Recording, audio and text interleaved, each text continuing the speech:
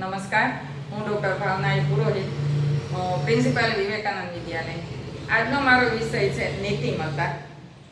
इतनी शक्ति हमें देना दाता, मन का विश्वास कमजोर होना, हम चले नेक रास्ते पे, हमसे भूल कर भी कोई भूल होना।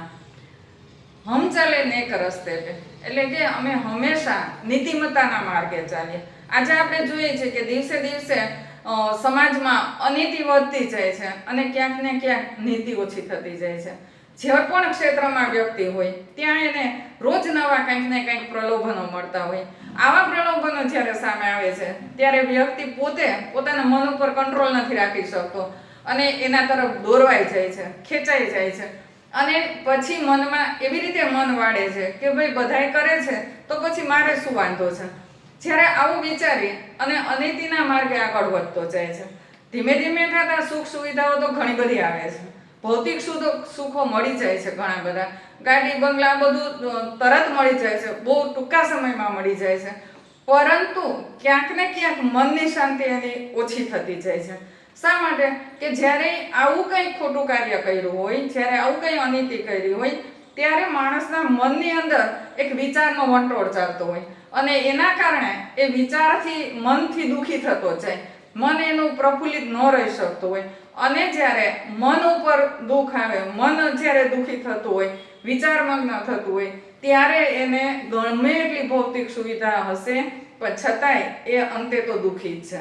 આવું જ્યારે વ્યક્તિ સમજે કે ભાઈ જીવનમાં જ્યારે નીતિમત્તા છે તો ગૌરવથી આપણે જિંદગી જીવી શકશું, અનીતિને આપણે એક બાજુ રાખી અને જ્યારે જીવન જીવતા થઈએ તો આપણું જીવન છે આપણે શ્રેષ્ઠ બનાવી શકીએ અને સાચું જીવન જીવી શકીએ।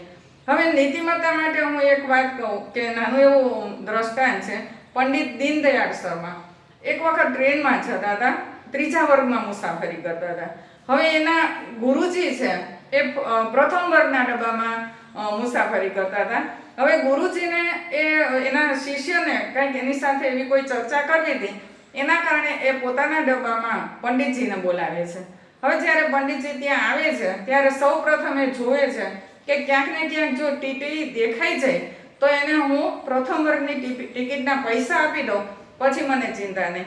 એટલે એ જોતા રહે છે, એવામાં થોડી વારમાં ટીટી દેખાય છે, એની પાસે જઈ અને પંડિતજી એને કહે છે કે મને આવી રીતે પ્રથમ વર્ગના ડબ્બાની ટિકિટ આપી દો।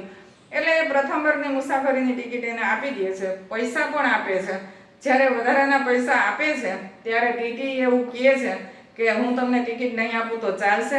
ત્યારે પંડિત દીનદયાળ કહે છે કે જો પ્રથમ ત્રીજા વર્ગની ટિકિટ લઈ અને પ્રથમ વર્ગમાં બેસું એને હું અપરાધ માનું છું તો આજે હું તમારી પાસે ટિકિટ નહીં લઉં તો એ પણ અપરાધ જ છે।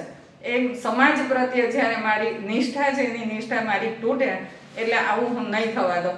તો આવી નીતિમત્તાથી જે વ્યક્તિ જીવતો હોય એને પોતાનું ગૌરવ જ એટલું બધું હોય કે એના મોઢા ઉપર એનું તેજ દેખાતું હોય અને એ જિંદગી એટલી સરસ સ્વાભિમાનથી જીવન જીવતા હોય કે એના માટે એને હંમેશા કાયમ એ ગૌરવભેર જીવે અને એનામાં કંઈક અલગ વ્યક્તિત્વ આખું ઊભું થતું હોય।